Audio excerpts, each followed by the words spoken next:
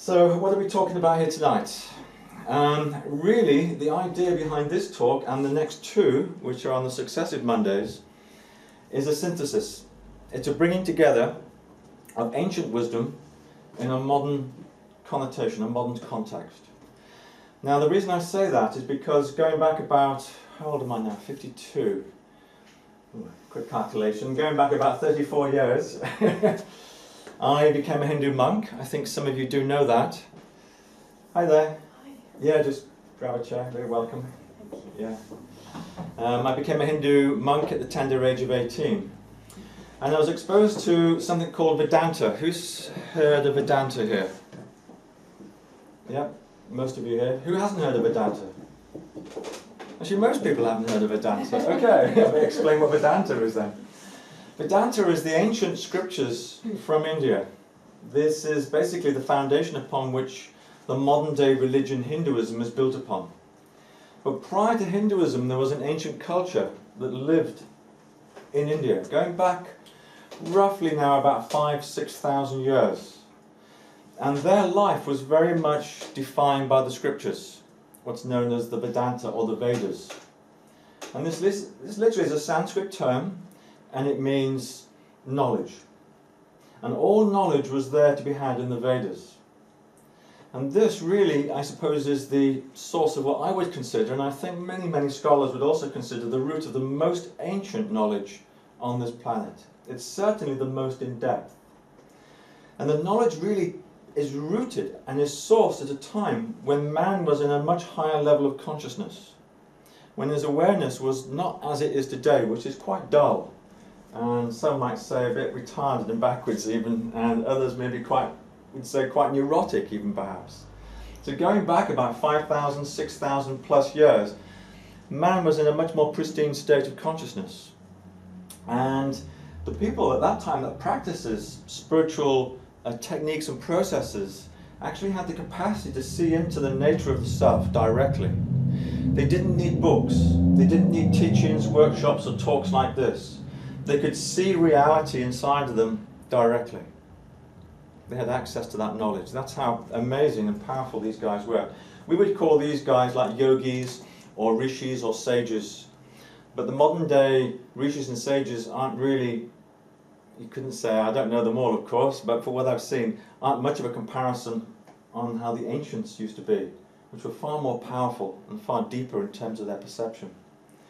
So they took basically what they saw and they encoded it into the scriptures, because they saw a time that was coming up, which is this time, when our memories would fail us.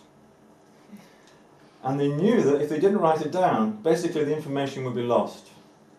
And the main proponent, or the main guy that wrote this down, was a sage called Vedavyas. Now he was a very, very powerful sage, and you could say he was what in Sanskrit was called a Shaktavesha avatar. He was born for a specific purpose, which was to compile the Vedas. And this is what I was studying. This is what the information that I'm presenting here today. That's where it all comes from. It's all rooted in this very, very ancient tradition. And I immersed myself in this for about 8 years. And I've shaved my hair off and wore robes and lived in India that whole time, pretty much. And really immersed myself in the study of the ancient scriptures. This information really was a part of my world, it was a part of my inner life, and it's a part of my practices. And really what we're getting at with these talks is really aiming people more towards practice rather than understanding. There are two branches, you might say, to what I'm going to present here. One is the masculine and one is the feminine processes.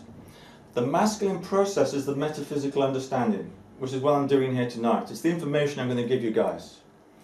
And then we have the feminine aspect, which is the alchemical processes. Both go hand in hand. We need both the masculine and the feminine, the metaphysical understanding and the alchemical processes. And we tend to, as human beings, fall into one camp or the other, depending upon whether we're more orientated towards the masculine consciousness or the feminine consciousness. So we're either more for study and learning, or we're more for healing, therapy and processes. You see? So what we're trying to do here is really synthesize and bring together the two. And this is the real theme of tonight, really. It's the integration and the coming together of the masculine, feminine aspects of consciousness. And this is something that I lighted upon, actually not in the temple, several years ago. I realized actually that my whole process was very masculine orientated. It was all to do with knowledge, it was all to do with information, it was all to do with what I knew. In Sanskrit they call this jnana, or knowing. And I hadn't really developed to a large extent any kind of inner purification or inner work. I was just developing myself in the ashram, getting more and more knowledge, more and more understanding, but not really healing myself. And after 8 years I realized actually this isn't really working, and I'm not really feeling as if I'm genuinely enlightening myself, becoming enlightened. So I'd got so far and I was kind of banging my head against the ceiling in that process, so I had to leave. And that's when I started really much more with the feminine arts of healing, and developed my practice and trained as a healer, and that's what I do now. I work upstairs here in the clinic as a kinesiologist. So this is just a hobby really, this is like my spare time kind of activity. So what I want to do is start off with where I started the last time, which was it's with a Sanskrit phrase. And it really is, you could say, the root of all Vedanta. It's the root of all Vedic knowledge. This one phrase.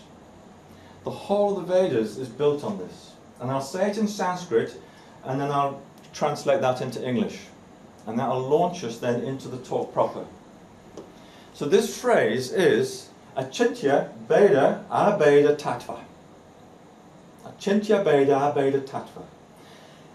It basically describes the nature of who we really are and what God really is. Translated into English, it says, inconceivably, simultaneously, the same and different. Okay. So the first word is achintya, which means this is just completely inconceivable. So forget trying to wrap your head around this. Forget trying to understand it. It's achintya. You'll never comprehend how something can be the same as something and yet different from it.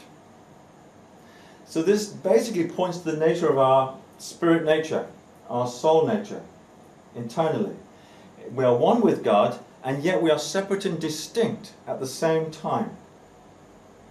This creates two branches of thought in India, which actually has created two branches of thought in terms of spiritual understanding. It's always two branches, always. There's the idea that we can become one with God, and there's the idea that we're always separate from God. Christianity, for example, would be the kind of separate, we're always here and God's always there kind of look at things.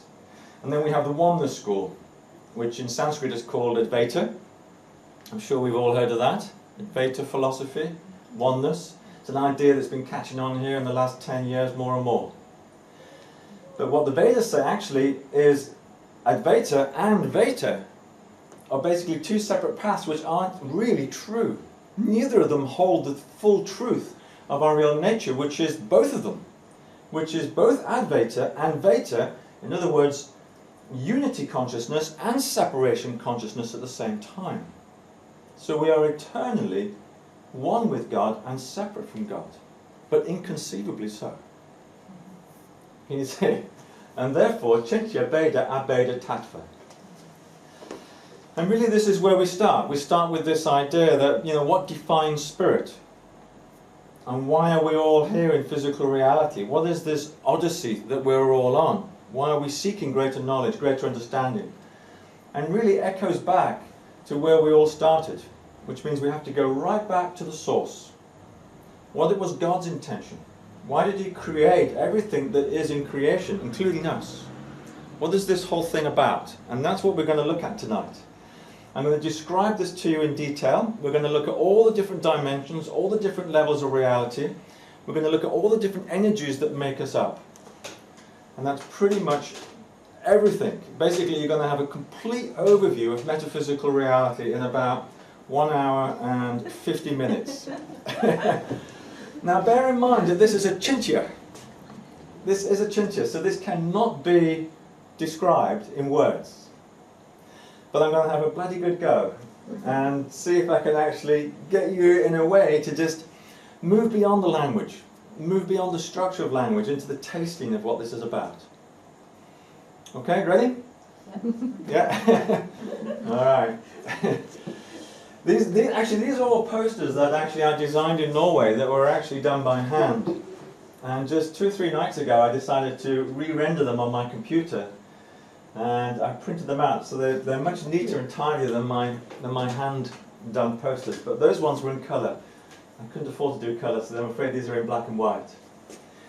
If we start at the very beginning, I want to come to this sheet here. If we start at the very beginning, we will refer to God in this instance as the Absolute. So we're going to call God the Absolute, which is depicted by this circle here at the top. The Absolute is absolutely beyond description. He cannot be known. He cannot be understood. He cannot be comprehended. And basically the Absolute himself does not know himself or herself. So not only do we not know, he himself or herself also does not know. And this is known as the void. So the Absolute is really just the stillness, the void, the emptiness beyond all manifestation. There is no movement, there is no sound, there is no light. Nothing exists in that void. It's completely void. There's not even the colour black. Empty. Out of this void emerged an impulse. And the impulse that the Absolute had was to know himself. But he is everything. So how could that which is everything know himself? It's impossible. If you imagine a white speck floating in white space, how would that white speck know and be able to distinguish itself from the white space? It's an impossibility. You have to create something called relativity, or a relative position outside of yourself by which you can look at yourself and go, aha, I see this.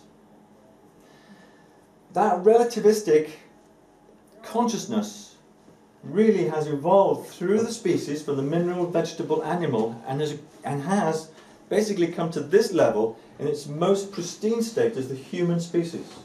It's at this level that you could say that the mirror is the most polished and is the most clean. And it's at this level of human consciousness that God could truly see himself. We'll come to that in a moment. But what I'm going to describe here basically is the 2 paths that God had to take. He had to take 2 paths because as one, he couldn't figure out who he was. So he had to separate into 2 in order that he could get that relativistic position, so he could see himself. Do you understand? This is where we have a Chincha, Bedra, Beda, Tattva. So in the beginning God was 1, and then he became 3, you could say. Or 2 and 3. One aspect of the Absolute that manifested is what we refer to as the masculine aspect.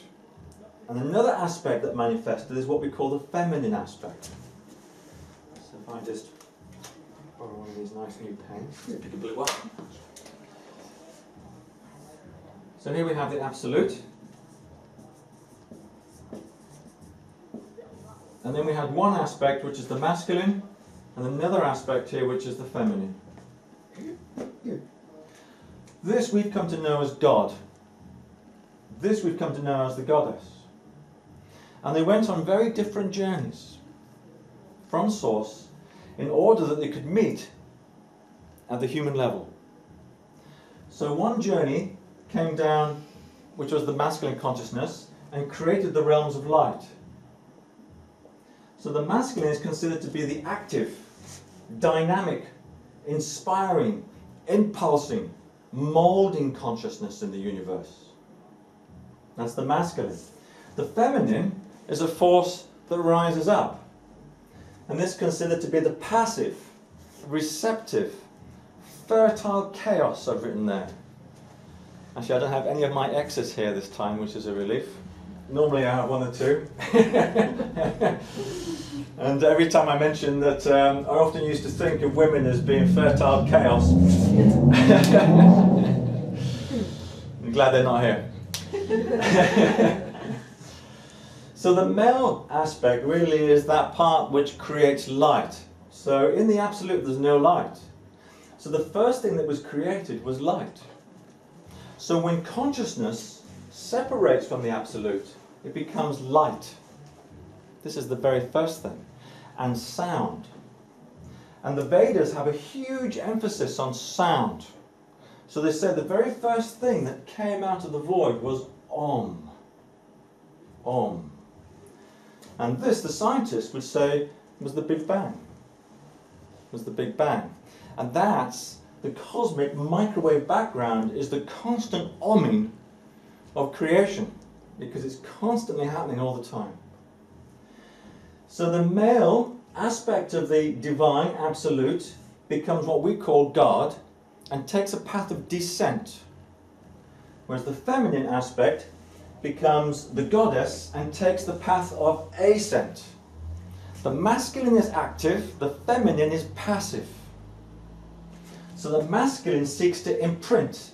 The masculine has the instructions.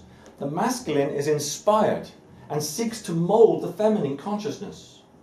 The feminine is completely passive, totally receptive, and seeks to be molded or imprinted by the masculine.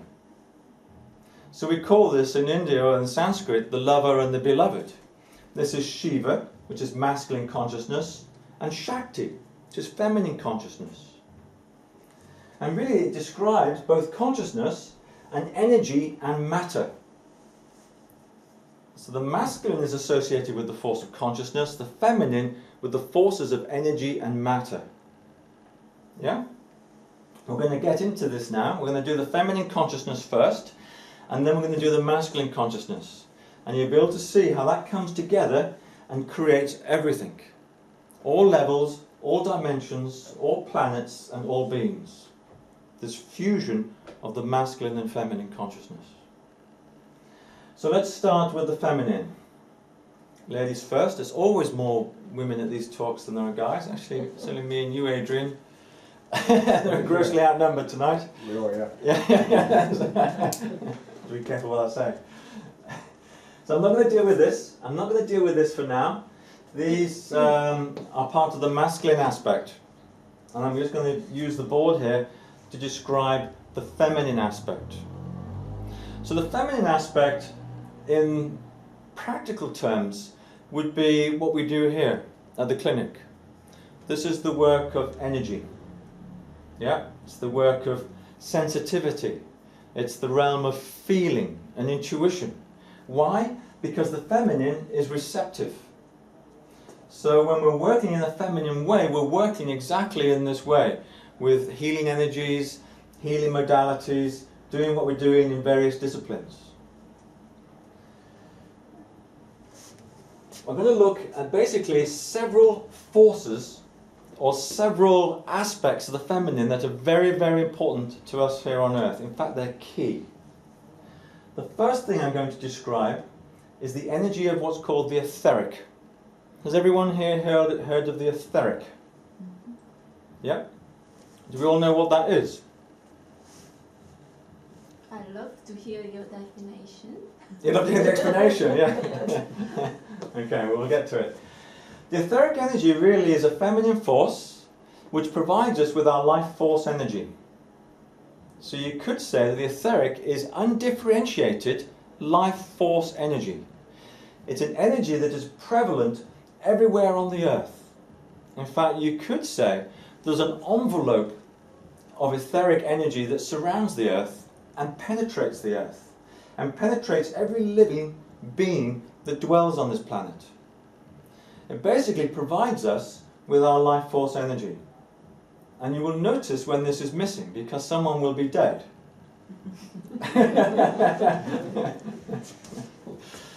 You're very sharp. I've got this when I've gone to see my relatives when I was a young lad, when they've been laid out. And as much as I look at them, it's mysterious. Looking at a dead relative, it's like, what's missing? It's like there's nothing really that seems to be missing in terms of the physical appearance. They look sort of the same, not quite, sort of the same, but there's something that is definitely not there.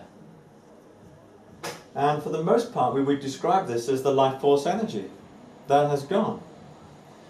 And really, as human beings, we have the ability to draw this life force energy from this universal field of energy around the earth into our bodies. It's the drawing in of this energy that keeps us alive. And it's the use and the manipulation of this energy that healers work with. It's this manipulation, you might say, of the etheric energy. Amongst other forces as well. But predominantly it's this life force energy because it vitalizes us, it energizes us, and it keeps us healthy. Where do we get this energy from? This etheric energy. We get it mostly from our food, from our water, from the air, and from sunlight. And there is one other place that we can draw it from, which is the most important but the least accessible to us in this day and age. The energy itself was coming to us most profoundly when we were babies, particularly when we were in the mother's womb. We were drawing it in through the umbilicus, into our belly button, because it was energizing this new form. It was creating this new form, this baby that eventually became, well, all of us. Yeah? But when we were in the womb, we were being nourished by the mother through the umbilicus, and that was the main source also of our life force etheric energy. But this very much is cut off now, and we don't tend to draw or connect with the etheric energy around the earth anymore. Very little do we draw in through the belly button directly. There's a gateway here which is called the Tantien. Have we all heard of the Tantien? Chinese term. I think they mostly use it in martial arts and Tai Chi and Qigong and such like. The Tantien is a gateway really that draws in etheric energy and inflates a reservoir of energy here in our belly called the hara. It's like a balloon, like a football. And this energy here really is caught, you might say, or it's held, or it's stored within the coils of the digestive system. It's like a battery. And it can be depleted, and it can also be inflated. And this provides us with our etheric life force energy. When it's on the inside, we call this qi. It's another Chinese term. Have we all heard of qi? And qi is distributed around the body via the meridian system. So this universal energy that's absolutely everywhere here on the earth is ingested into us, or it's drawn in through the Tantien, and then it's converted because the etheric body inside of us like eats it. It digests the etheric energy and converts it to qi, which is life force energy that we can make use of. Now each meridian is associated with a particular organ. So each organ has its particular type of qi associated with it. This is called organ qi. So the heart has a particular quality of qi. The liver has a particular quality of qi. The lung, the kidneys, all have their particular type of qi that nourishes those organs. And as I say, this is called organ qi. And this is very, very important. If this qi in any way is compromised or depleted, ill health straight away will ensue. And we'll suffer.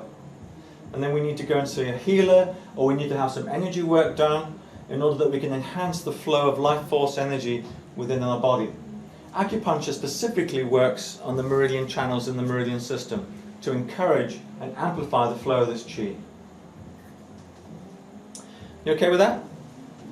This is the first thing, is this qi force. It's connected to the etheric body. The next thing we're going to look at is something called Qing. And this is where it gets really interesting. Qing is a type of qi. It's created only in two organs. One in the masculine and one in the feminine. And sometimes it's referred to as sexual qi. But it's quite distinct from the universal qi and the qi that's flowing through our organs. It's a little heavier. It's a little more gross. It's a little bit more tangible. It's more condensed. And it's created in the man, in the testes, and in the woman, it's created in the ovaries. This form of qi is absolutely essential for spiritual development. Absolutely prime. When I was in the temple, and I was a monk, we were practicing celibacy. We had a very, very strict system of celibacy.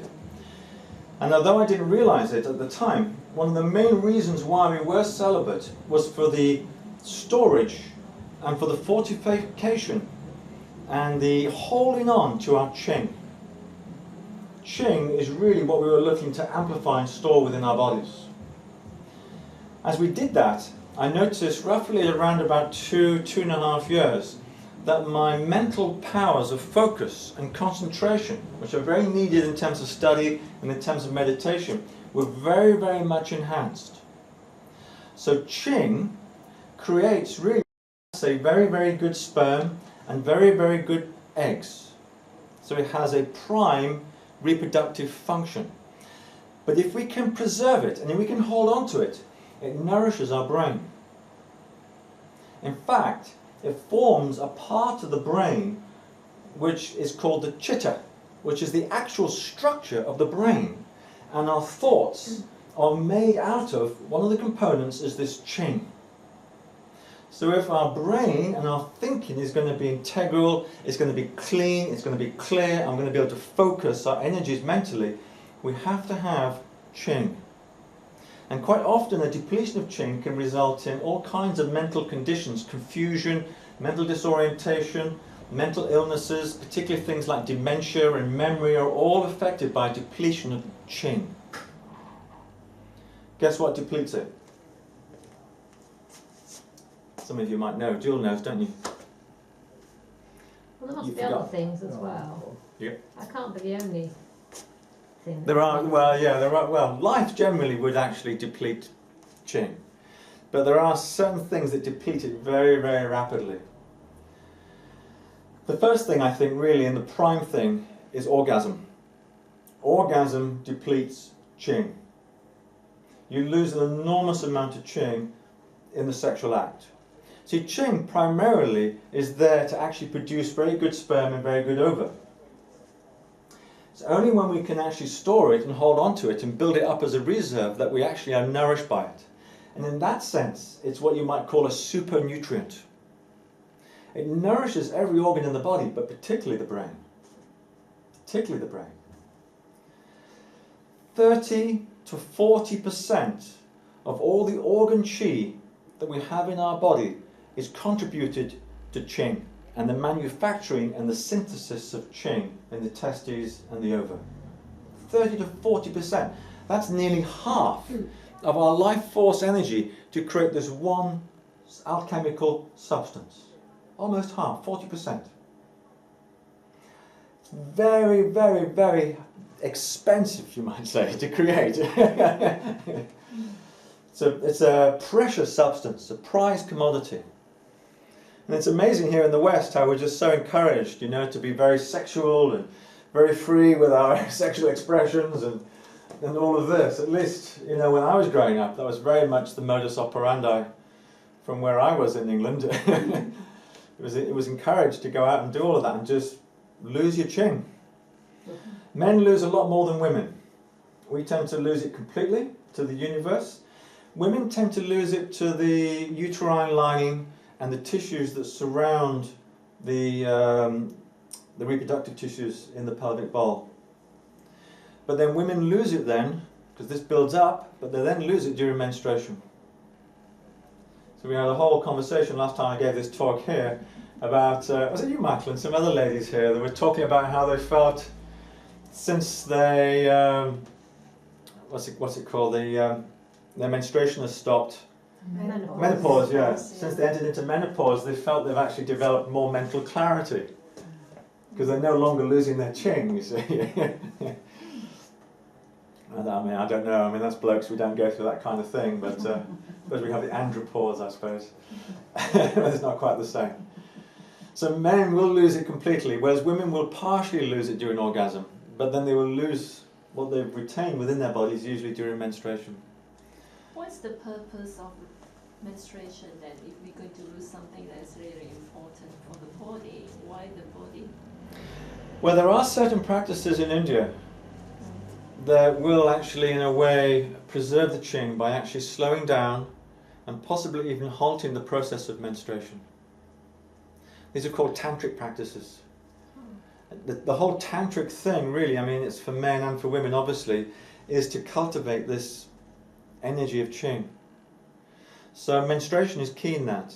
And for men, obviously, it's ejaculation. So men have to control that. It's a very difficult force for us guys to control. You know, it's like a fiery force, you know, it's very hard. But if we can, then we can really preserve that energy. And the same for women. There are techniques and processes, spiritual processes in the tantric traditions, which actually will regulate menstruation and possibly halt it altogether. So it's actually quite good for women to be menopause and Good for them to be? experience menopause and not having menstruation.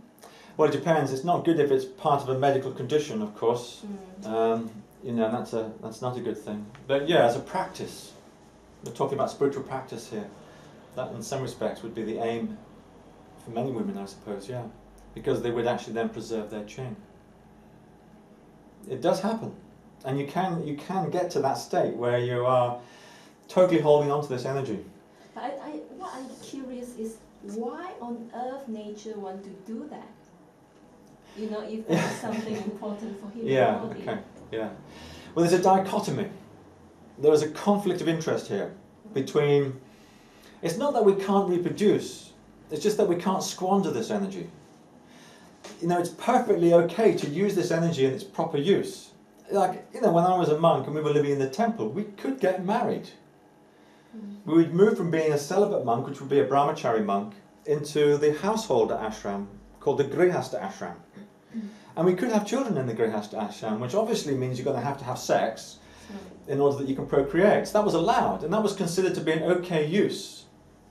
But it's not that we were encouraged to be promiscuous or anything, you know, that was totally barred. In order to have lots of sexual partners or to be having sex like 2-3 times a week. You know, I mean, it's often encouraged, you know, that's considered to be a healthy for a young guy or a young woman in the Western culture to, you know, be having sex 2 or 3 times a week. You know, but that's totally frowned upon.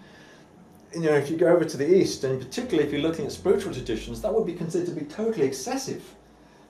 You know, and almost like a misuse and a squandering of that energy of the Qing. Michael, yeah. So the Qing, you're saying, is a replenishable substance? Yes, the Qing is created by the testes, and it's created by the ovaries all the time. Mm-hmm. So And as even at menopause or after, Oh yes, it's still... you're still creating Qing. In fact, some commentators have said that we are actually Qing generating machines. Uh-huh. Yeah, because you see, it's responsible for good quality sperm and ova, which are key to obviously reproduction and the continuation of the species. That's why it's so important, and so much focus is given to this energy of Qing, because reproduction is key at the physical level, and that's where you get this conflict. And it's a conscious choice as to whether we go down one path in terms of exploring our sexuality in this way, or we go down maybe the more tantric spiritual path and explore it that way.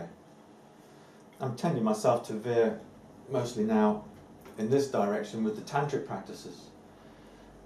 If Qin is linked, sorry, Yeah. to ask before we move off it. Yes. If it's linked to memory type, dementia type conditions. It's not the only thing, but yes, there is a connection there. What causes depleted Qin levels apart from?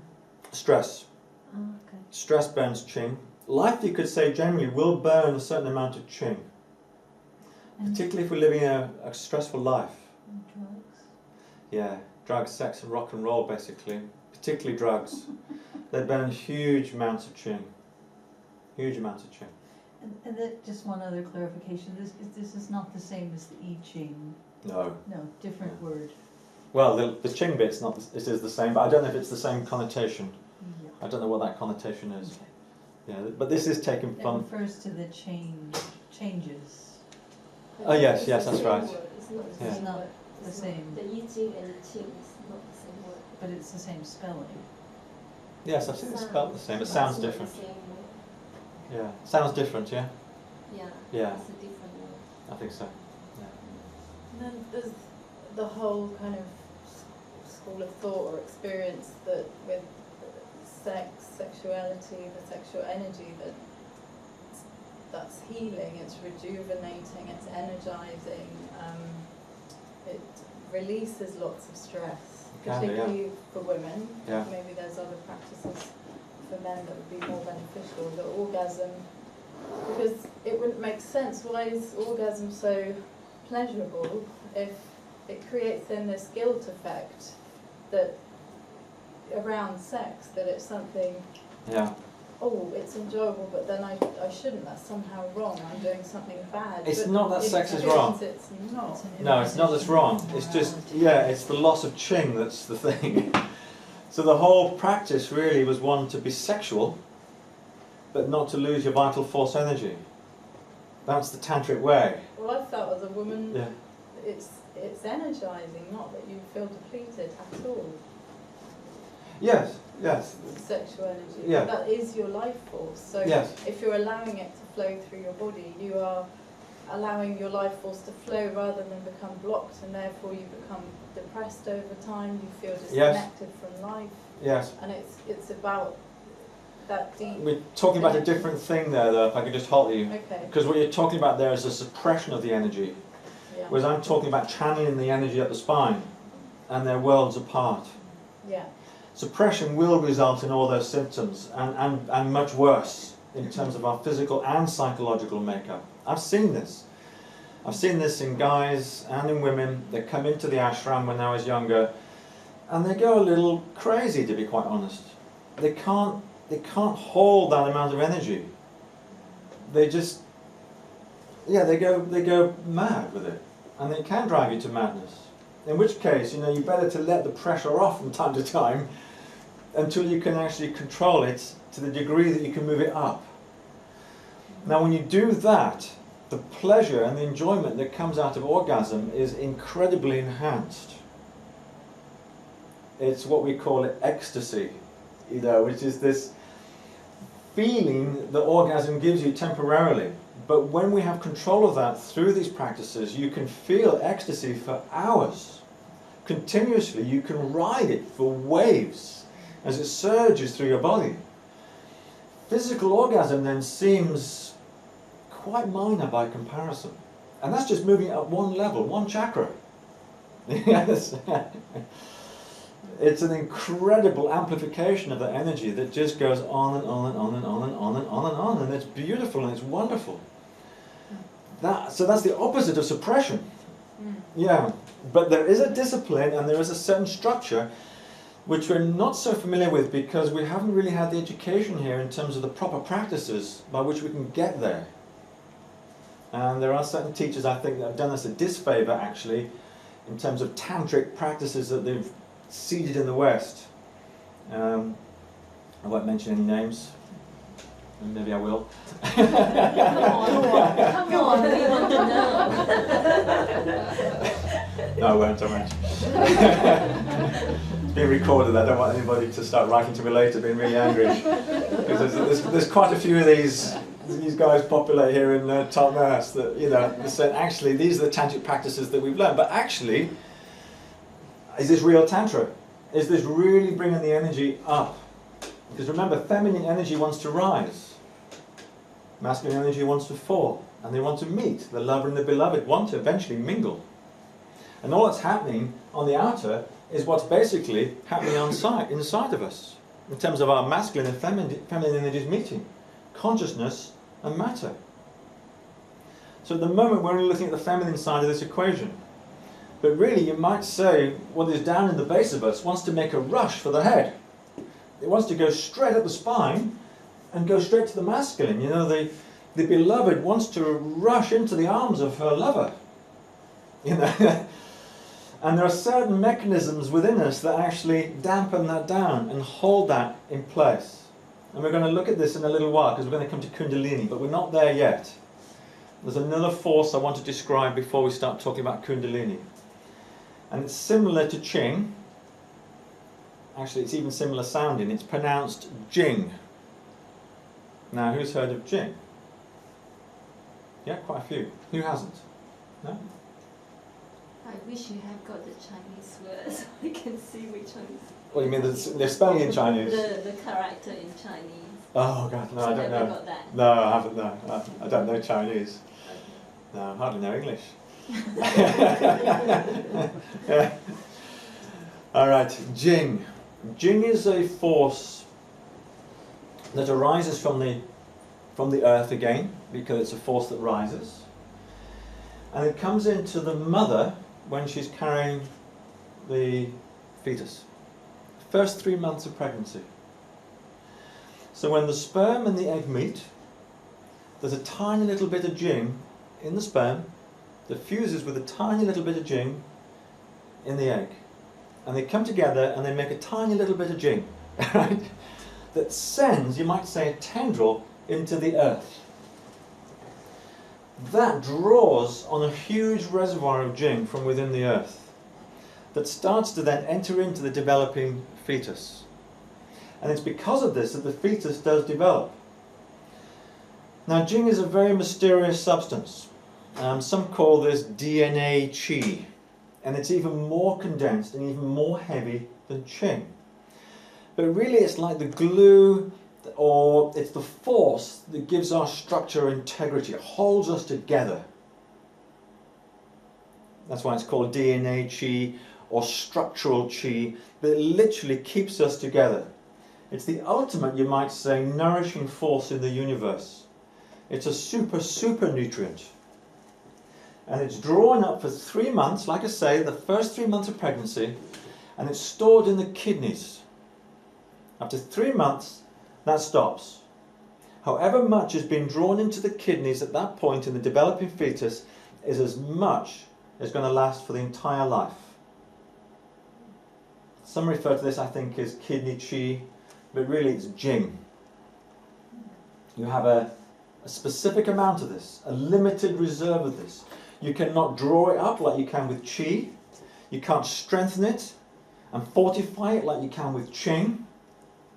You just have a certain quota. Once it's depleted, you get very ill, very sick. Once it's all gone, you die. End of.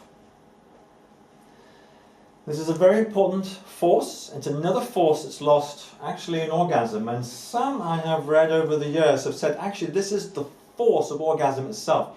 Because when Jing is released, it directly impinges upon the nerves. It's actually felt at the physical level. Now many of us won't feel Qi, and we won't feel the etheric energies around and in us, but we'll all feel the force of Jing when it's released in orgasm, because it is very close to physicality in its vibration and its density, and that's why it's felt. Often it says, as I said, that this is the feeling of orgasm, is the release of this Jing. But of course you've released it, and you can never get it back. So again, this is a force that needs to be held, it needs to be contained, it needs to be strengthened within us. Stress burns it, drugs, alcohol, excessive lifestyles, and orgasm all use up this force of Jing to one degree or another. And it's a very important force. We need to hang on to that as best we can. Are we okay with that? It's the same as in terms of the tantric practices and all the different spiritual processes that define Qi or Qing are pertaining to Jing as well. So what goes for Qing goes for Jing, basically. That's why we were celibate. That's why we were celibate. I'm not recommending celibacy. I am saying there are ways actually that we can use our sexual energy that will actually, as I was explaining to you a little while ago, that will take us to another level of sexual expression where we are holding on to those energies and not squandering them. Okay. So when priests are celibate, we shouldn't say they should be allowed to marry.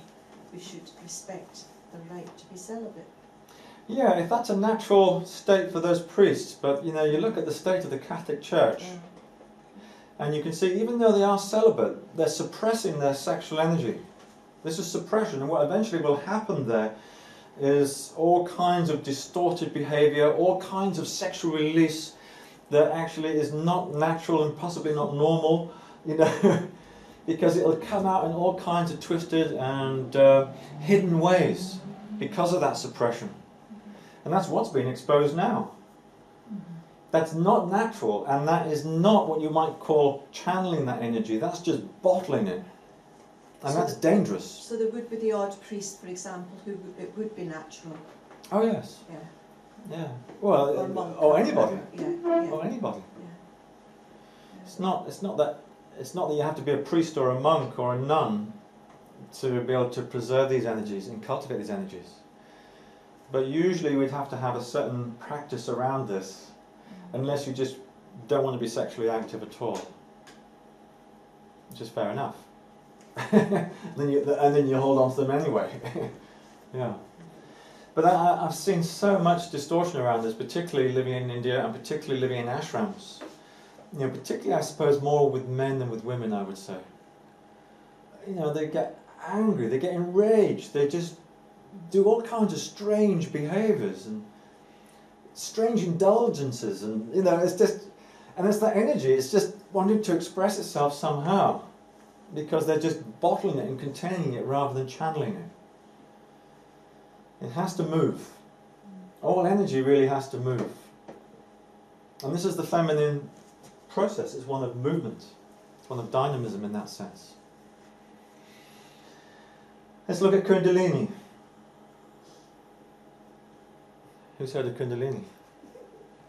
You have, haven't you? Who hasn't heard of Kundalini? No one. So everyone knows You what Kundalini is. mentioned it the last time. didn't Okay, you remember what it is? Not really. Alright. Does anybody know what it is? Is it the gold serpent that goes on? Yes, it is. Yeah, it is. Kundalini is a Sanskrit term. It literally means serpent fire. And I don't think it's specifically to do with serpents or snakes per se, but this is an energy really that lives or dwells in a cavern or a container at the base of our spine. It's called kanda. It's like a reservoir of this energy. And it is literally coiled like a spring, 3.5 times. Exactly. Do you mean coil like a spring? Like 1, 2, 3.5. The energy? Yeah, Kundalini. it's coiled. Okay. Yeah. If you were to see it psychically, you would see it as a coil Okay. of energy sitting here at the base. Alright. So it's not visually physical. It's not physical. No, this is energy. Energy. Yeah, it's a feminine energy. Mm. Yeah. But it's dormant in most humans. It's dormant. But in its dormant state, it's responsible for our reproductive cycles. That's in its dormant state. It energizes the root chakra and to some degree the second center here. We'll get to chakras in a little while. It's part of the masculine path. But I'm sure you all know what chakras are. So down here in the root we have our base chakra, and associated with that is the Kundalini force. There are 2 types of Kundalini force. There's a force that runs inside of us from base to crown, ultimately. Although, like I say, for most of us it's dormant, so it's just in the base. And there's another Kundalini force which is called Earth Kundalini, which runs from the base of us to the core of the earth. And that's the clue as to what the Kundalini force is. I call this the undifferentiated feminine. Now, if we all think about masculine consciousness, which is the other end of the spectrum, we often think of oneness, the undifferentiated masculine, oneness consciousness. This is the opposite, but in a feminine sense. So this is the undifferentiated feminine consciousness, which is completely passive, completely receptive, and completely fertile, but totally chaotic. You see? So this is undifferentiated feminine, the polar opposite of undifferentiated masculine. And is the chaos sort of like a randomness? It is, Michael, yeah. It's a sort of randomness. It's a chaos because it requires consciousness to bring order. Because it's the masculine principle that brings the blueprint, the intention, the will to actually create something. Do both sit within the same coil? So where? The Earth Kundalini is in the iron core at the centre of the Earth, and this Kundalini inside of us connects to that. There is an axis that runs from the centre of the Earth into our root, through our body, and up towards our causal body. We'll get to that in the second half, the causal body. It's our higher self, you might say. This axis runs all the way through us, at the lowest level and at the highest level and inside of us. It's called Shushumna. This is the axis. And the part that's inside the body is called the Sutratma. It's on the Sutratma that we have the gateways called chakras. These are gateways of consciousness. Like little trapdoors, little flaps. Not actually the spinning discs that we all think of as chakras. That's a manifestation of the gateway that's actually in the Shushumna. The chakra itself is a gateway inside this column. It's often referred to even as the column. But it's as if as human beings we are staked, we're pinned, we have this running through us at all times. It anchors at the bottom level to the earth and to the force of Kundalini, and it anchors at the crown level to heaven and the force of consciousness. Both of which are just completely undifferentiated. They're not being defined. It's the coming together of these two forces that define something. Because consciousness can touch chaos, can touch energy, and create something. And this happens at 7 different levels of consciousness within us, which are defined by the chakras. But mostly at this level of consciousness, we as human beings are creating a reality out of our base center, which is based on survival. That's the reality we're making. Alright, so what happens within the alchemical wedding then, in terms of the Kundalini energy? Yeah. So what's actually happening when you get this merging? Oh, when it comes together? Yeah. Well, then you have consciousness which is meeting matter. So where does it meet within the body? At 7 different points.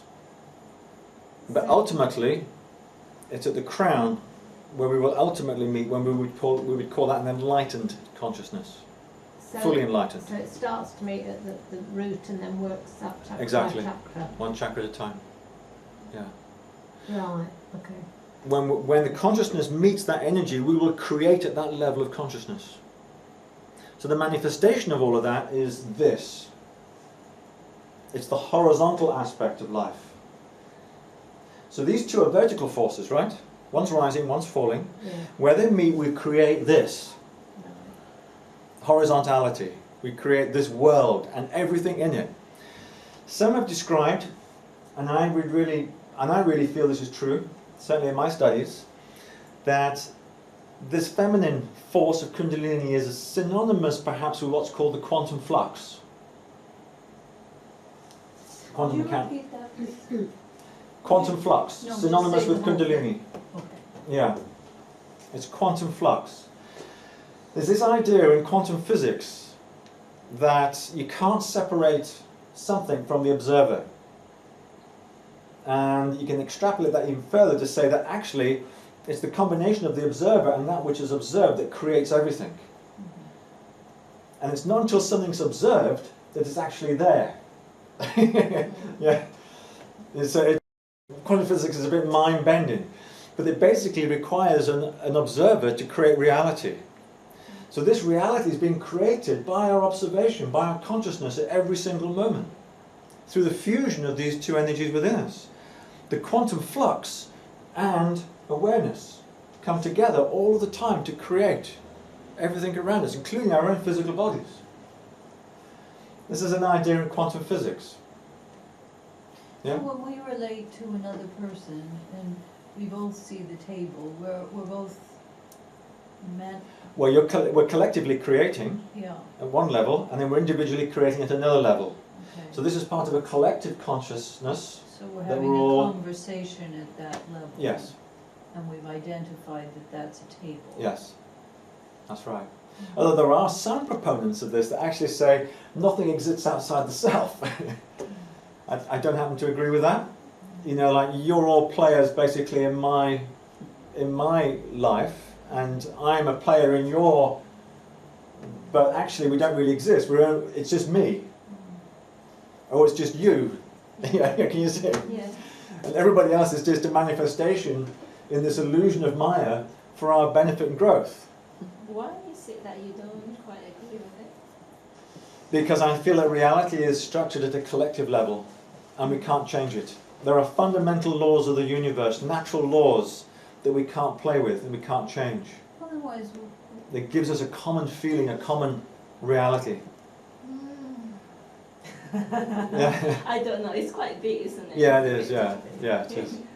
but otherwise we wouldn't be able to mutually identify No, we wouldn't. anything. No, because we'd all be living in our own little reality, our And own we bubble. do it constantly, so it's Yeah, evidence. Constantly.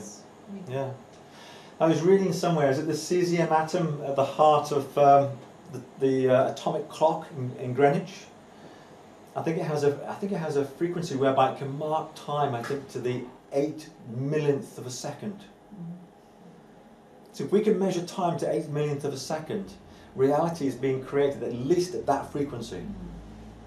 Our eyes are only taking in information, I think, is it 12 frames to 24 frames a second? And we're talking here 8 million. So, you know, so we're talking incredibly high frequencies in terms of creating this reality. But my understanding is that there is a collective consensus here, and we create this collectively, and yet within that we actually create our own heaven and hell. So there are certain things which you can't change, like this is a table, and we can see that. But we have our own version of reality as well, in terms of our own journey through our life. In other words, the table might be a representation of bounty to one person and a whipping post to another. That is a perceptual paradigm, yeah, yeah. But nonetheless, the table is a table, That's right. yeah, to everybody. And I believe that to be true. How about people who suffer from some mental illness, we call it mental illness, Yeah. like schizophrenia? Yeah. Let's get to psychosis at the end, Okay. because I'm going to cover that as well, Yeah. hopefully, near the end, yeah. How are we doing? So when you raise, say you raise the Kundalini, Yes. what are you doing? Okay, so what we're doing when we raise the Kundalini is we're basically evoking the force of the feminine within us, the creative force within us. That force has to rise up the Shuddhatma. It has to rise up the middle column.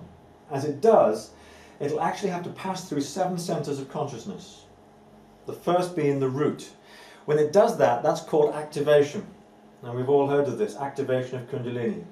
So when it hits the root chakra, that Kundalini now is beginning its upward journey. And we will manifest our consciousness, you might say, at that level.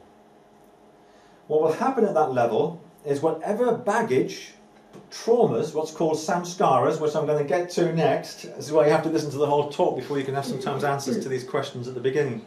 Because I will talk about this, but at each level we have samskaras, wounds, hurts, imprints, that prevent the passage of Kundalini up the spine, up the Sushumna. It's like they're blocking the passage of this force. So the Kundalini can't go any further until that is clear. So we have to then deal with our root, base level chakra issues for the Kundalini then to move to the next level. So we have to completely be au fait with survival issues.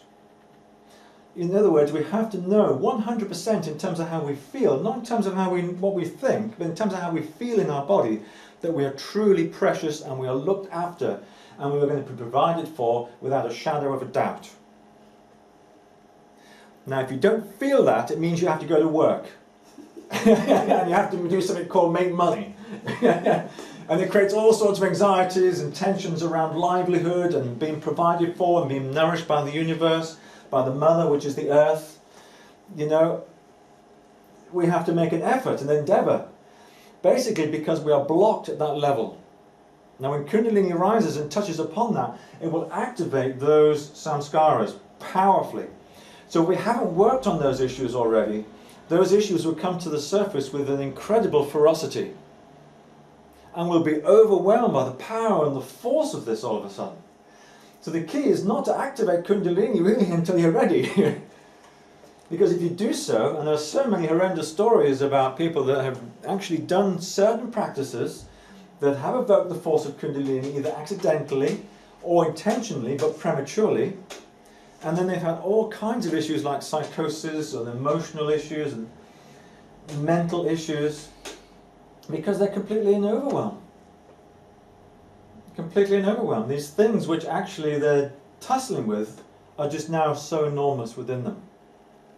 They can't deal with the rawness of it, the emotionality of it. It's powerful. But what happens then if you go to therapy and the therapist is releasing all these anxieties? I mean, how does that person cope Yeah. with that?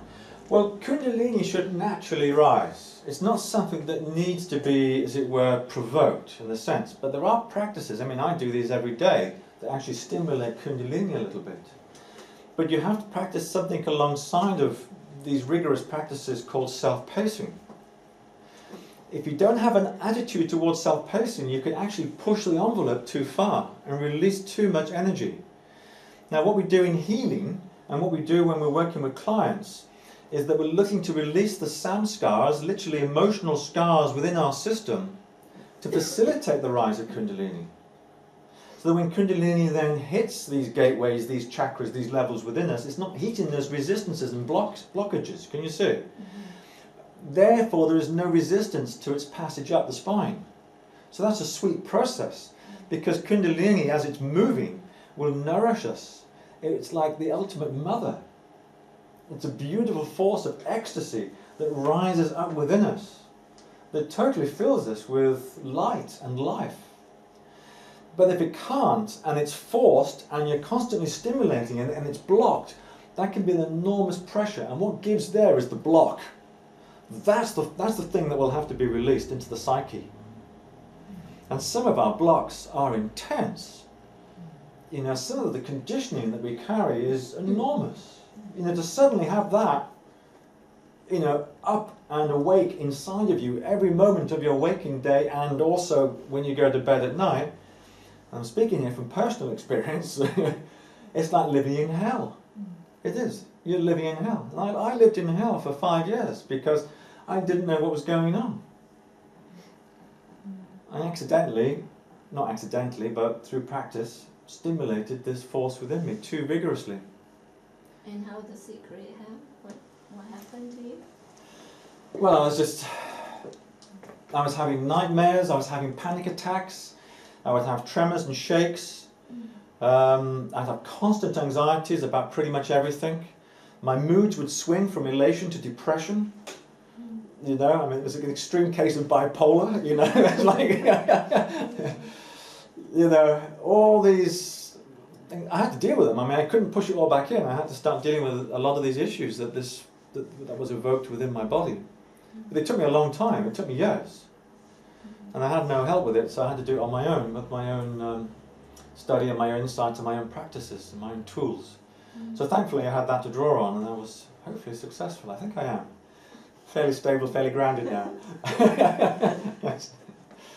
So Michael. So does the Kundalini get stopped at any given chakra along the way if that chakra is still Yes, closed? it will get stopped. And that's okay, It is okay, as long as there's not a huge pressure. right?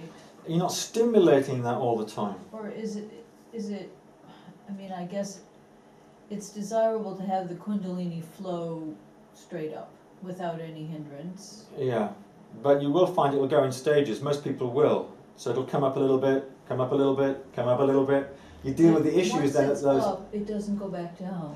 No, it can. It can. It can go back down as well. That's what's happened to me. It's gone back down again.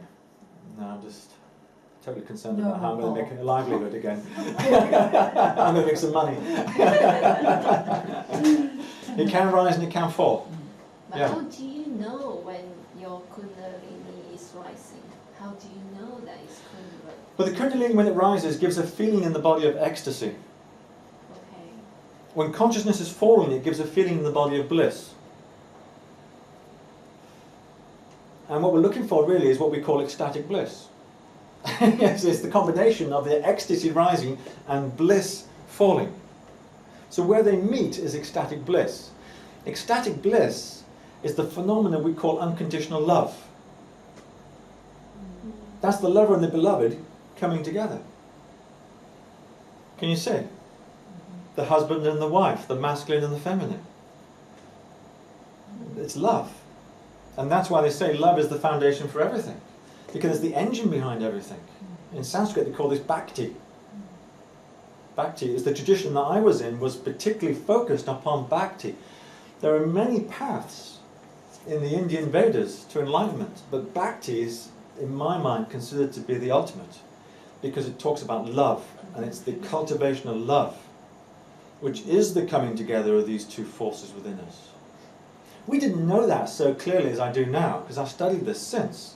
But it doesn't matter whether you know it or not. It's like fire burns whether you know it or not. Water's wet whether you know it or what. These are universal laws that apply to each and every one of us. These things will operate within us whether we're aware of it or not. So if we're cultivating a mood of love and unconditionality in particular, it will encourage these forces and also heal us and allow us to look at our stuff, all the crap, all the baggage, everything that's inside of us, without any risk of overloading our nervous system. Because when Kundalini starts to rise, and if it rises too fiercely or too powerfully, it will overload our nervous system. We can burn out our nervous system, fry it out.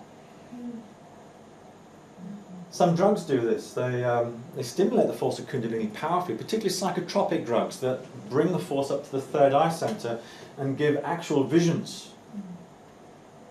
Just temporarily. And you start to see the astral world, you start to see the inner planes of consciousness because you've taken a psychotropic drug.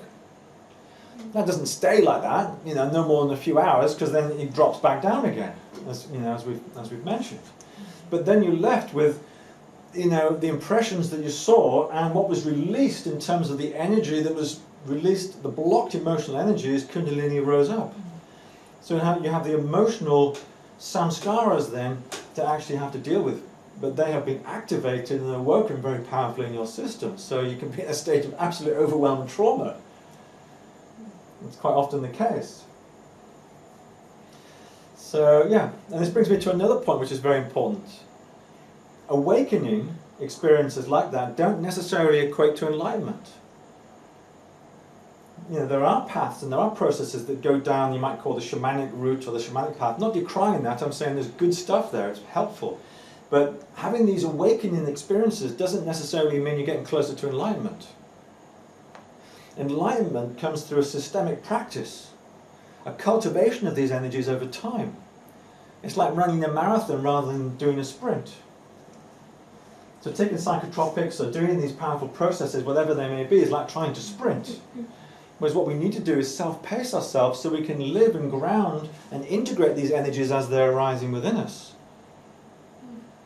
And quite often we have these awakening times, particularly if there's any use of drugs, and we see things and experience things, and then we come back to earth with a crash. Yeah.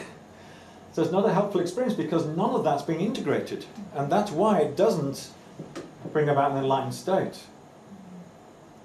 So really, we call that in this work, experience is just like scenery. Spiritual experiences are like scenery.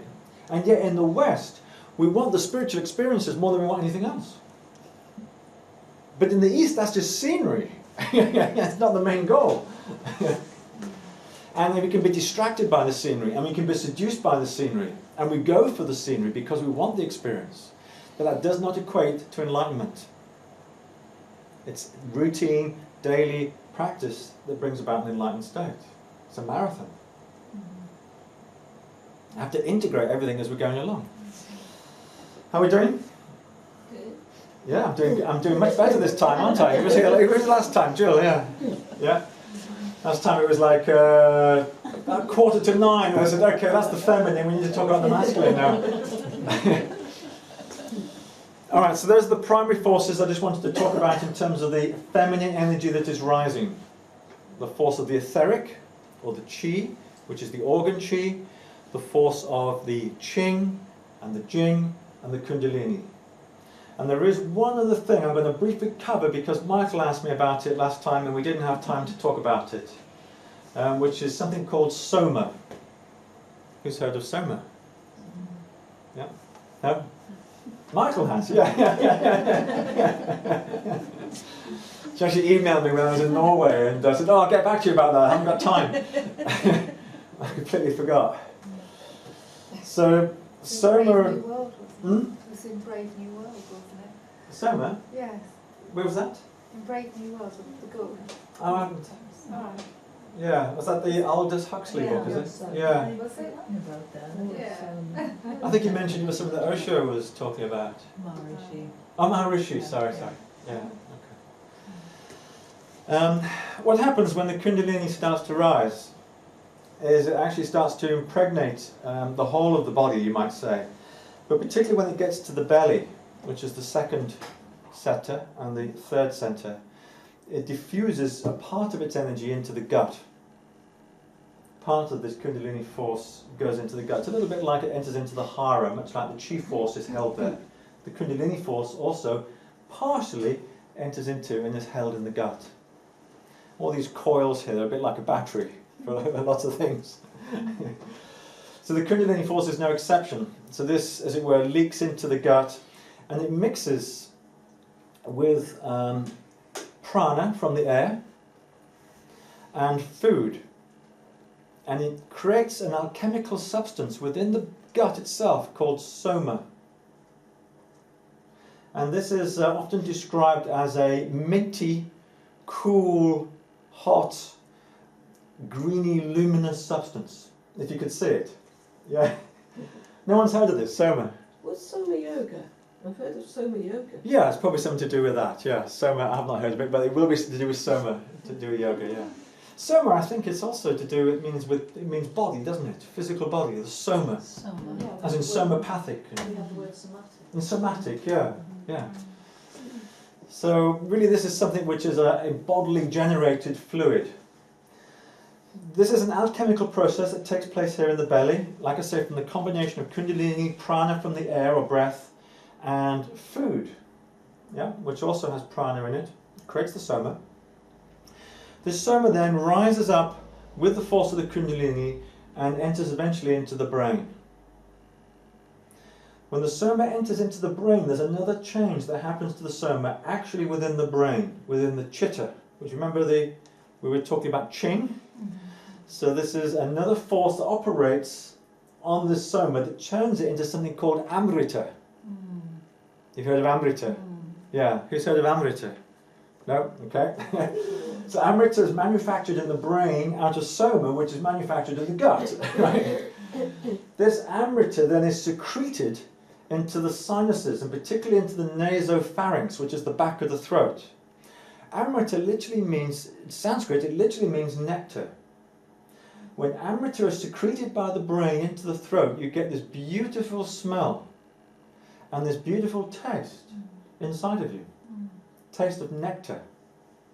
Of course, you swallow that, and that goes down into the gut and becomes part of the manufacturing and the refinement of more soma. So this is called the nectar cycle. The nectar cycle. And it's a nourishing cycle within us. And particularly what happens with this cycle is it creates, in the end, a phenomenon which is known as ojas. Who's heard of ojas? Yeah, you have heard of ojas as well, right? Okay.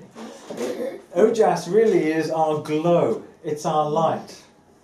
It's what the yogis would actually cultivate when they were, say, practicing yoga and meditation in caves or in jungles where there were wild, ferocious animals, or perhaps where there were extremes of temperature, either extremely hot or extremely cold. This oja would protect them against the elements and it would protect them against predatory animals. Animals stay away from it. So they would sit there completely undisturbed and no animal would come and try and eat them, even if they were sitting out there in the open.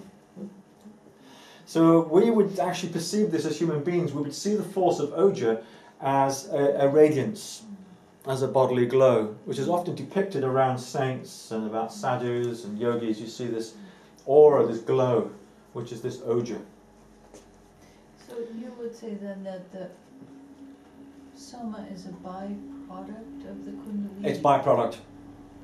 Yeah, it's created by kundalini and pranic forces within the air and the food, which combine then with the forces of Qing and Chitta in the brain to create amrita, which then adds then to the force. Cycle. It's a cycle. It's called the nectar cycle. Okay. Yeah. So you're perpetually refining and refining and refining and enhancing this oja, this energy, this glow. Okay. Thank Yeah. you for that. Thank you. Yeah, okay, yeah. It completely explains it. Yeah. So it's nothing, I mean, it's not the same as chi at all. It's- No, not in that sense. Although we'll come into it, obviously, I think, in terms of creating the Amrit, because the brain, I think, with the Qing, would have an input there, I would have thought, which is created from organ chi, because every organ contributes 30 or 40%. Can you say? Yeah, so Yeah. again, it's kind of maybe an offshoot of. Yeah, it's a byproduct of that, yeah. Yeah, and it just totally nourishes us and protects us. Yeah. Especially the yogis, you know, they live in such extreme, austere lives. So they have powerful oja, it gives them power, it gives them strength. It's almost like an animal radiance, an animal force. Yeah. Yeah.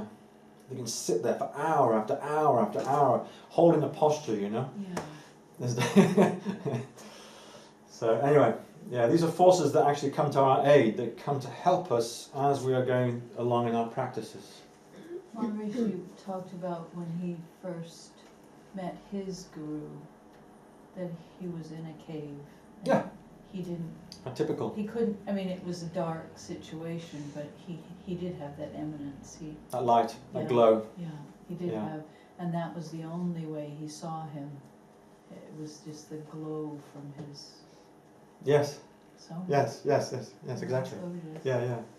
There are lots of stories in the scriptures about Soma and Amrita and how the gods and the what do you call it, like the demons were fighting over you know, the Soma ras it's called, you know, the nectar of immortality, because it so nourishes us that we actually, our bodies become immortal.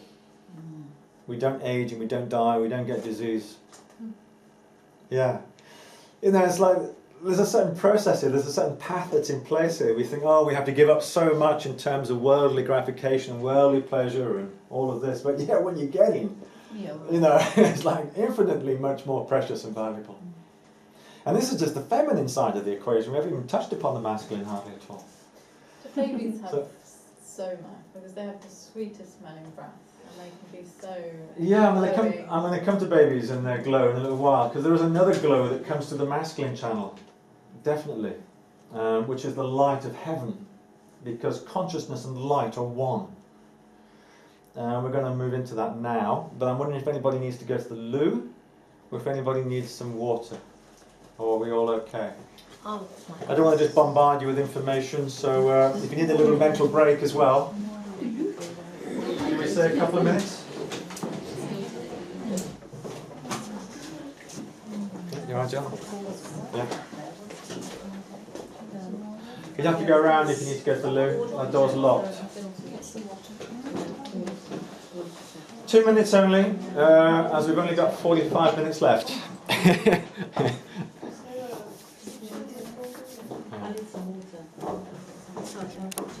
Pause that. Okay, so second half is to do with the masculine side. So we've done the feminine side, which is to do with energy and matter and the force coming up. Now we're here with God, the masculine aspect. So the masculine, remember, is the active aspect. It's dynamic. It holds the intention. Holds the intention. So therefore, it expresses the intention behind a creation. This is what we're here to do. This is what this creation is designed to do. The template, the construct from that, comes from the masculine side. And it's the masculine that wants to imprint into the feminine and create. So same here at the physical level. It's the masculine that impregnates or imprints the feminine, physically and metaphysically. So starting here at the realm of the absolute, my little drawing here, we're coming down to the masculine side. So at this level, consciousness has no light, no colour, no form, and no shape. It's just empty, it's just the void. Remember where we started with the feminine? Yeah? When consciousness comes down in frequency, it creates light.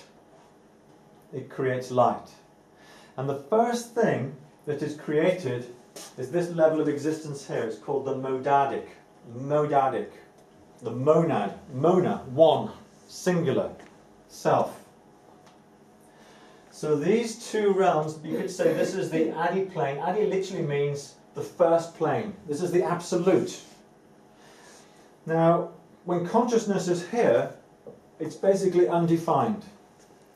In Sanskrit, they call this pralaya. They say consciousness is asleep. Nothing's manifesting, nothing's moving.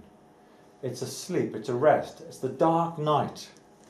And they say there is a cycle of days and nights between the pralaya, the sleep or the rest period, and the awaking active period. And the active period is called manvantara in Sanskrit. That's when creation starts to happen. This realm of consciousness is created first, the modadic. And we all have this. And we all know this. This is called the spark. The spark that is the fire. It is the fire. It's one with the fire. And yet it's always separate and distinct from the fire. Remember where we started. Achinta Bedra Beda Tattva. A nice way to look at this, as I was describing last time, is in the way of an ocean and a drop.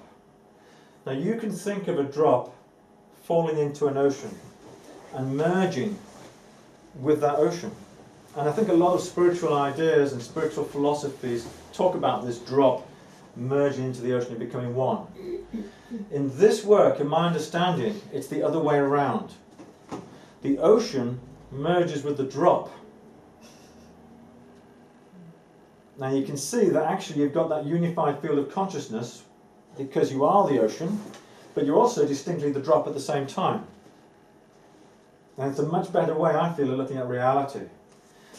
So what happens here basically is the drop level of consciousness, you might say. And we literally do drop. We come down out of this sleep state, this pralaya, this resting phase, where nothing is defined, nothing moves. It's like what you would call a standing wave. There is no motion, nothing. And then there is the will to manifest, the intention to create, for God to know himself. And because of that, we create at this level the monad or the spirit. And this is known as the triune manifestation of consciousness. It means three aspects. Always there are three aspects. There's the will and the intention. There's the gnosis or wisdom or knowing as to why we're doing something.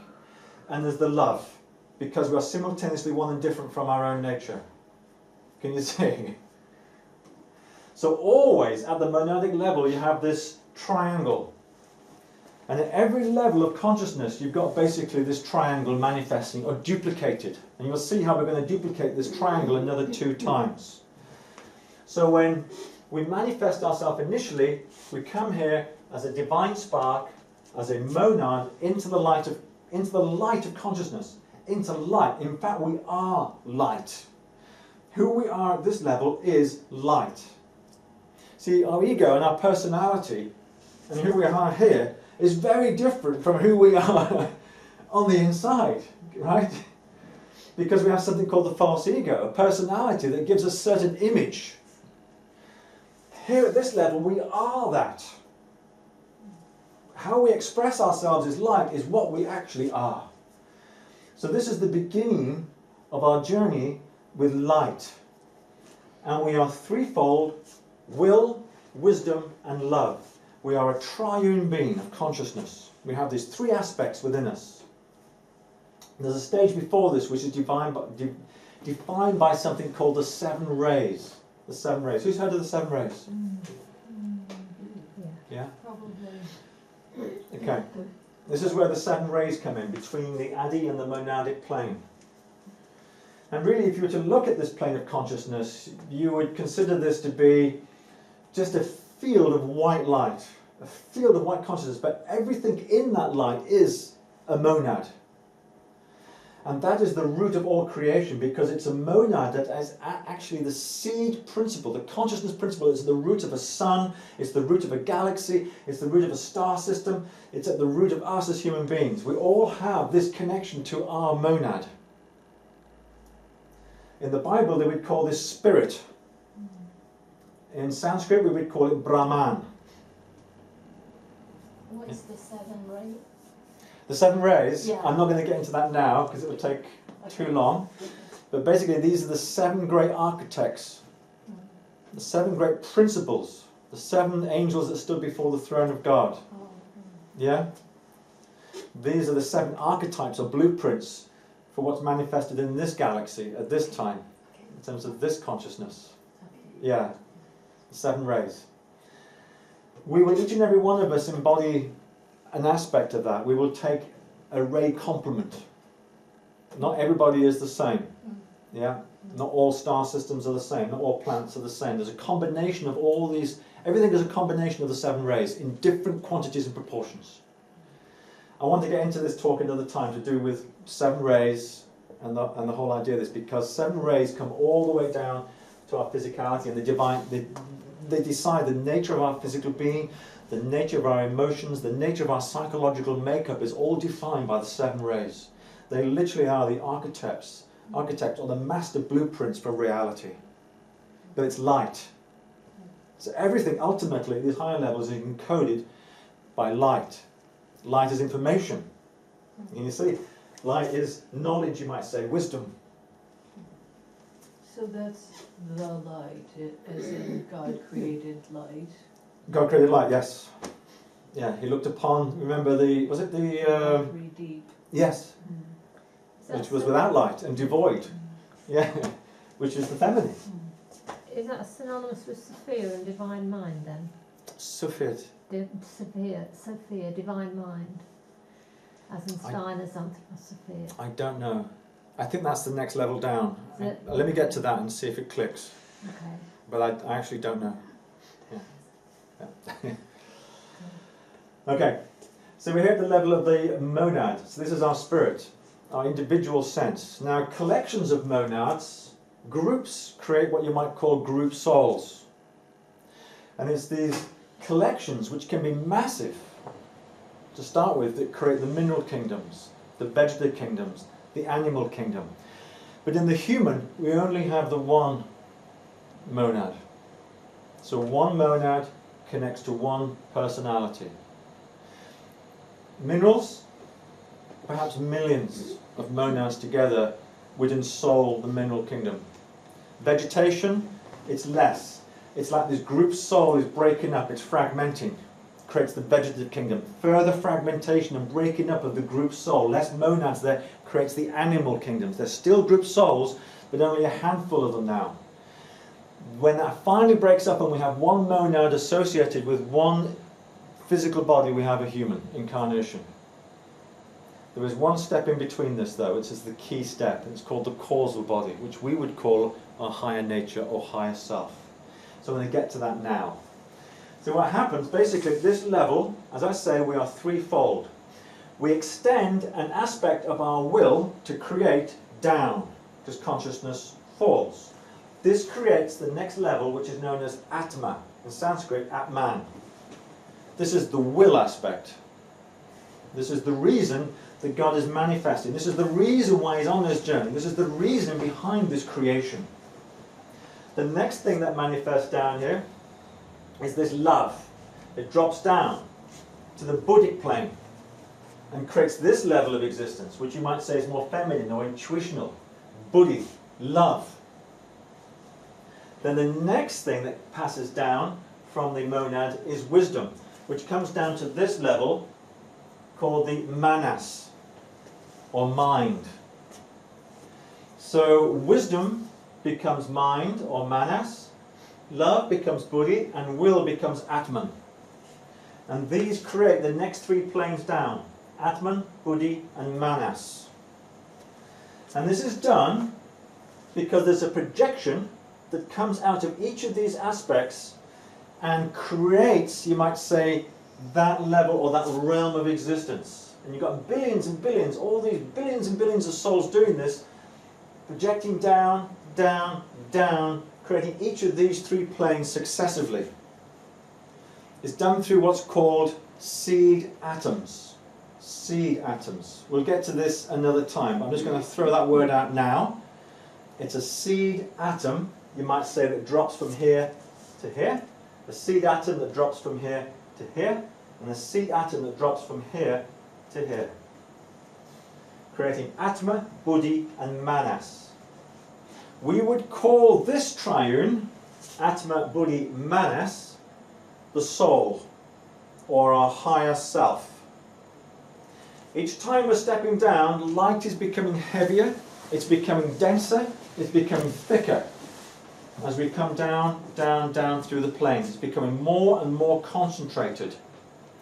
The reason for that is that up here we only have consciousness. Down here, below plane 1, we only have energy, the fertile chaos, right? There's very, very much energy here. The feminine energy is very strong here, but very weak here. Consciousness is very strong here, but very weak here. And there's a mixing and a blending through all the realms. In total 7. So the higher levels, you have mostly consciousness and light, but very little structure and form. Down here, you have mostly energy and matter, but very little consciousness and light. So as each part of the monad is manifested and creates a plane of existence, it's getting denser and denser at the same time. So we get down to this plane here, which is the mental plane. Something very, very special happens at the mental plane. It's divided in 2. So you have an upper mind and you have a lower mind. In other words, you have an abstract mind and you have a concrete mind. Yeah, we can all understand that because we're capable in our minds of actually thinking high thoughts and concrete thoughts to do with the practical issues of our life. Our mind is as if it were it's divided into these 2 compartments. So this principle here, wisdom, manifests as manas, actually manifests as the higher mind. So it's the higher mind and the buddhi and the atma that comprise the soul. This is known also as the causal body. Who's heard of the causal body? It says the higher self. The causal body is born once and it dies once. But during the course of its life, it'll create many, many, possibly hundreds, if not thousands, of personalities. Spread over galaxies, planets, and dimensions and time. The causal body creates each individual egoic personality, which is the next level down, which is where we are here in physical incarnation. So at this point you have 3: wisdom, will, love. That's become Atma, Buddhi and Manas. We come halfway down the mental plane. What happens now is that the first thing that happens is that from Manas, or higher mind, you get another projection. This is the lower mind. Then, from Buddhi, you get a projection. This is the astral, or our emotional body. From Atman, you get a projection. This is the etheric physical reality. That's another 3-fold principle. So it's mirrored all the way down, just getting denser and denser each time. Can you see? Mm-hmm. So down here then, we have our physical body, astral body and mental body, which corresponds with the Atman, Buddhi, Manas of our soul, which corresponds with will, wisdom, love of the monad. Mm-hmm. So this is 3 by 3. Mm-hmm. Yeah, 3, 3, 3.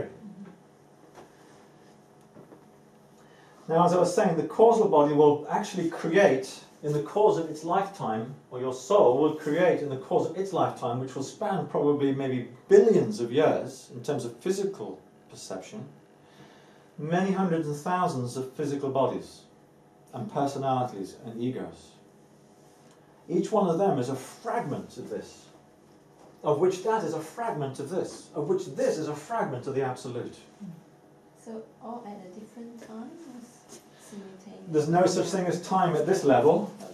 but certainly from this level we would see them as being one after another.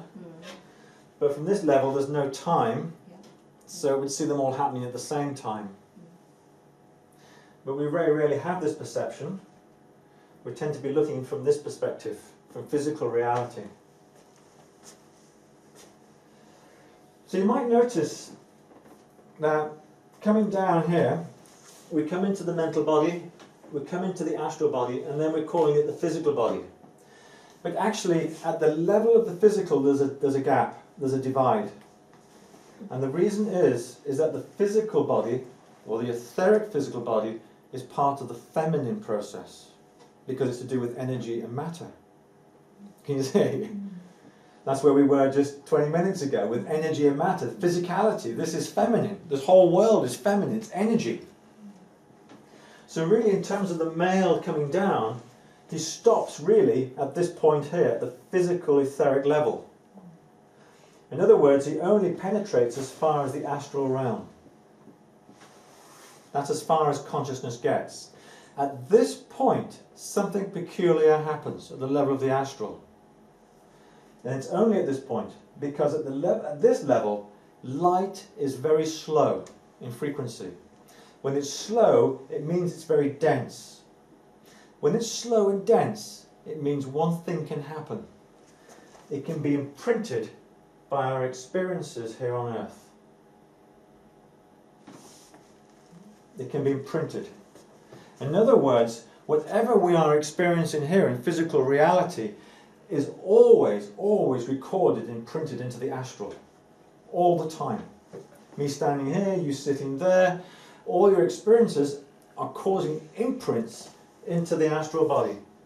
Into this body here, astral, at this level. What we call the emotional level here. Those are in the basement, right? Yeah, they are in the basement. Yeah. Those imprints start at birth. This is where we come to this lady's question. Because when we come here, our astral basically is defined by only 2 or 3 things. It's mostly clean, it's mostly clear. But there are certain planetary forces that define the chemistry or the mix of the astral body. This is what gives us our astrology, or the science of astrology. It's the mix of planetary forces as imprinted into the astral. The baby has that already, but it's still very clear. It also has some imprints that it's possibly bringing over from a previous life, but they're for the most part dormant, not activated yet. And it has some energy imprints coming from our DNA and from, you might say, our animal makeup from the physical body. But for the most part, the baby is clean and the baby is clear. It doesn't have any experience here on earth yet, so nothing is being imprinted into its astral envelope.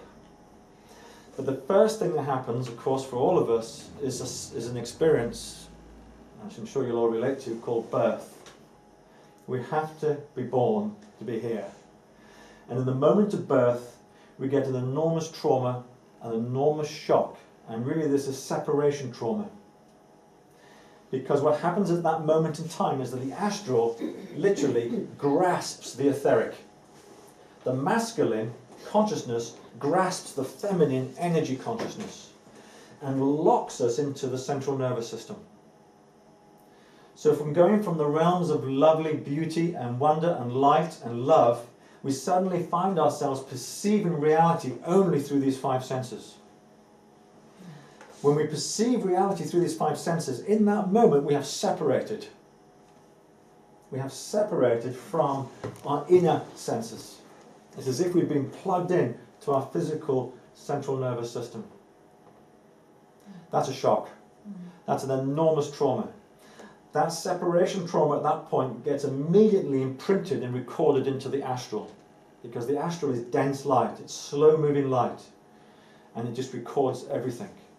That recording, that imprint, in Sanskrit is called a samskara.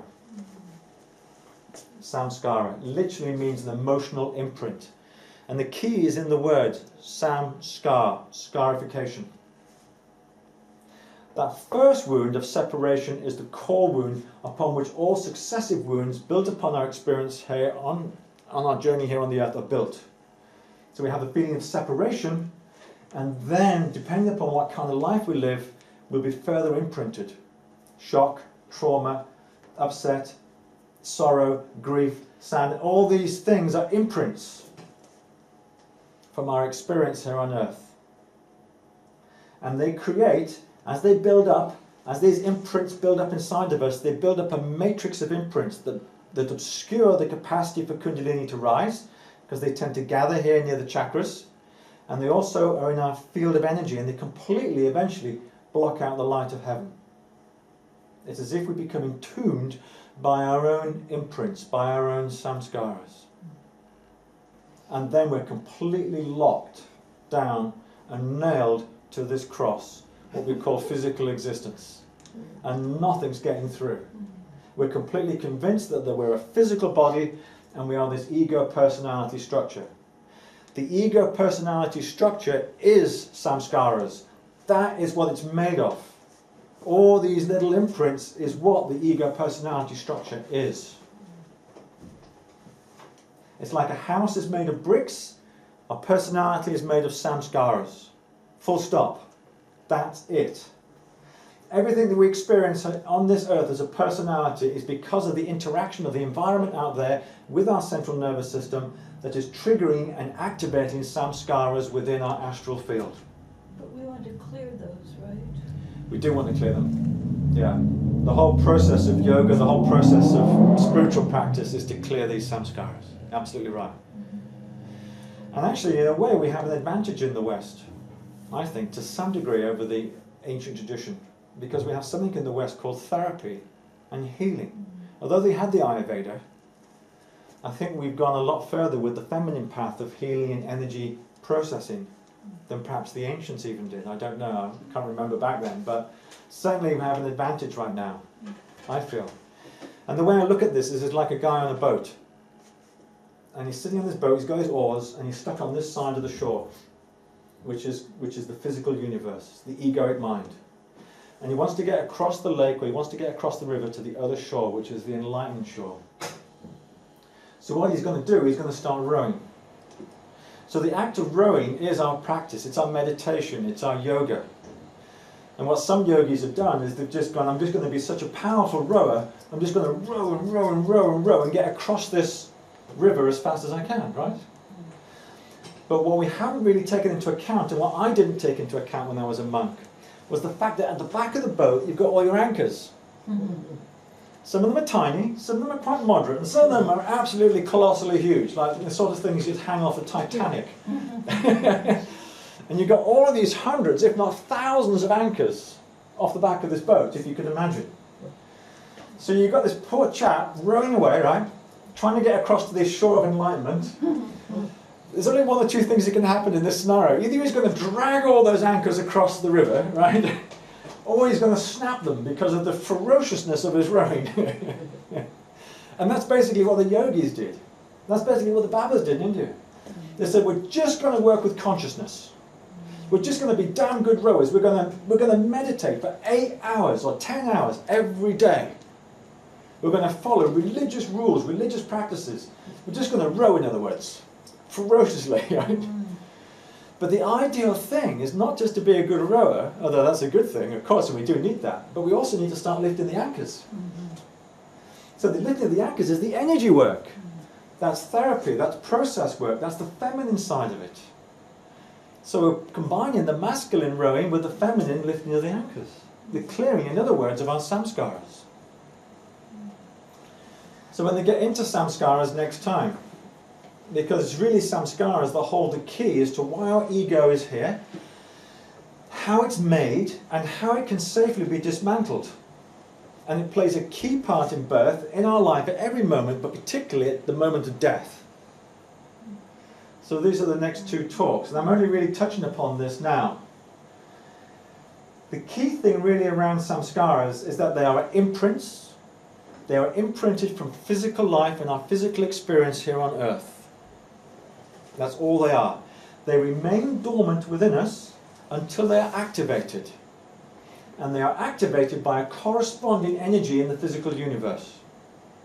So for example, say you have within you a samskara which is to do with grief. Maybe you went through a very difficult episode, perhaps you lost your mother or your father when you were young. When you come into a situation as an adult where people are grieving, you will feel that very powerfully.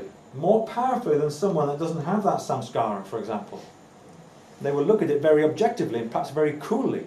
But for you, it will trigger you, and it will trigger this powerful feeling of grief within you.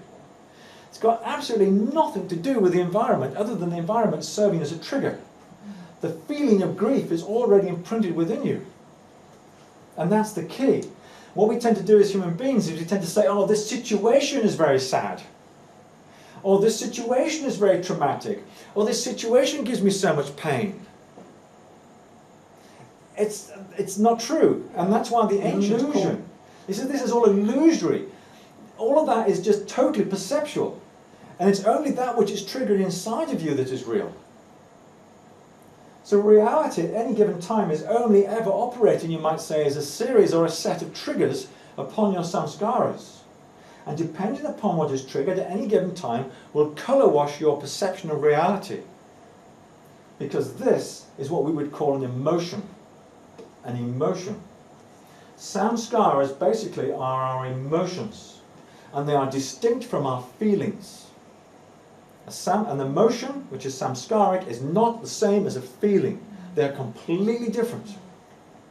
Is that the same as empathy and sympathy? Because they're both different, aren't they? They are different, yeah. Yeah. That's kind of our sensory mechanism for ourselves and for others. If you empathise with somebody, you probably know what they feel like. Yes. To sympathise is just say, oh, that's terrible, that's awful. Yes. You know. Well, emotions and feelings go a lot deeper than that. Because emotions will always take us away from our centre. They operate centrifugally. They take us out into the universe. Whereas feelings draw us in. And the reason why feelings draw us in is because feelings are connected to our inner senses. It is inner sensing. In other words, we are feeling ourself. We are feeling into our source on the inside. That's what a feeling is. It's getting the signal from source. And emotion is not that. It's just a trigger that's been activated from the environment. That's opened up a samskara within you. That's to do with your environment and what you're being triggered by. So we're not generating samskaras at present. We're generating micro samskaras at the moment. Oh. Yeah, because every experience that goes into the central nervous system through the 5 senses travels via the etheric, almost instantly into the etheric, and that imprints into the astral.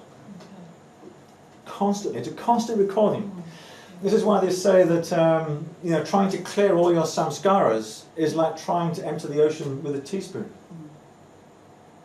You're trying to clear it because you're constantly being imprinted, because the nature of astral reality is that it is imprinted. It is imprintable. And as long as you're alive, that is happening. But most of those imprints are very faint and very light. As I say, they're called micro samskaras. But now and again we have an accident or we have an experience that, the intensity of the experience imprints upon us more deeply. And really that's what defines the samskara. It's not what experiences you have, it's the intensity of the experiences you have. And that will vary according to your perception. For me, something that might be very intense might not be at all intense for you. So for me, that experience will imprint me deeply, whereas it hardly imprint into you at all. Samskaras are completely relative, depending upon the consciousness of the individual. Because our perceptions are all very individual and very unique. It could be just drawing a line on water. Drawing a line on water. Yeah, I mean, it makes an initial impression, but then Oh, you mean it closes and disappears? Well, not really, because the samskaras stay. The very light ones you can sort of smudge away. The periphery ones with a smudging stick or some incense or something, or some nice gonging. But the medium-sized ones, they're tenacious and they stick. The deeper samskaras, the core samskaras, like our core wound, we hardly ever as human beings ever touch upon because we find that too painful, too hard, too difficult. Can I have a question? Yes. Samskara is just recorded just for this life, Yes, just this life. but not the previous life. No, some of the core samskaras will actually remain intact. We get into this in the last talk. Okay. Basically what happens at the moment of death is that the astral body shatters. So all these samskaras get distributed or spread out into astral space. Yeah? Except for a few handful, the core ones which stick. And they stick to the causal body, like seeds. So they're not active when you're going through the higher dimensions and higher realms, they're dormant as seeds. You might say a little spot or a blemish on an otherwise perfect canvas. Okay. So you won't feel them, you're not aware of them because they're not active, they're shut down. If they were to open, they would immediately be destroyed. So they're protecting themselves, you might say. Yeah? And they stay dormant usually up to around about the time when we're a teenager in our following life, when they start to become activated. Oh. Our astral body is fully activated and fully incarnate by the time we are 28. And supposedly no one can reach true enlightenment before that age, because they haven't fully incarnated their astral body yet. The And 28 is the minimum age. I think Ramana Maharshi was enlightened at 29. So yeah, it's the earliest. Yeah, but you do bring some of the core samskaras, the core themes over into your next life, and they will then become activated. So that theme then carries forward, which is what you might call the mechanism that's really expressing karma. See, karma is quite a mystical force. No one really knows where it lives or how it operates, but I'm saying this is how it operates. This is how it happens through the creation of samskaras. It's the actual anatomy of karma. This is what creates our karma. It's the mechanism. Yeah. What is this Akashic record come into any of that? Well, yes, that's just the record around the earth, the Okay. collective record of humankind. Okay. Yeah. So where is that sit in that? Well, I would say that will probably be more here at the mental level. Yeah, because, well, the astral and the mental, because it's to do with the imprints. So that's what we're collectively imprinting on the planet. Just like you could say almost like it's the Earth's samskaric record. Everything is imprinted, because the nature of the astral to be imprinted, and the Earth has an astral field. So that's also imprinted. And it holds those imprints forever until such time as they're cleaned and healed, which we'll do individually, but also collectively. It's a difficult one to say, isn't it? Is it that intention is to heal? Or Yeah. is it the intention is to experience? Well, we have to experience. Yeah, we have to experience. Consciousness is constantly creating and experiencing. Yeah. Yeah, and as we're going through our physical life, we're constantly, as it were, creating samskaras.